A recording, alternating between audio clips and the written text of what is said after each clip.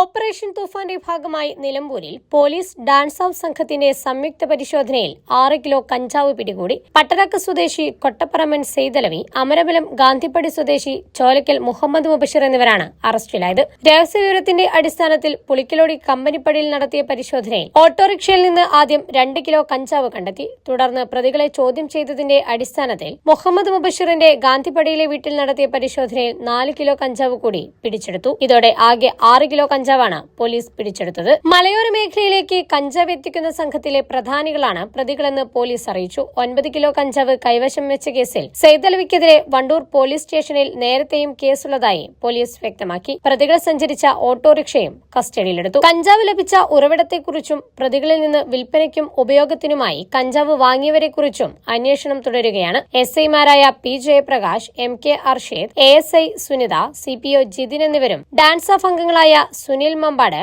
Abhilash Kaippini, KT Asif Ali, T. Nibin Das, Jio Jacob എന്നിവരും ചേർന്നാണ് പ്രതികളെ പിടികൂടിയത്. ചാനൽ 10 നിലമ്പൂർ.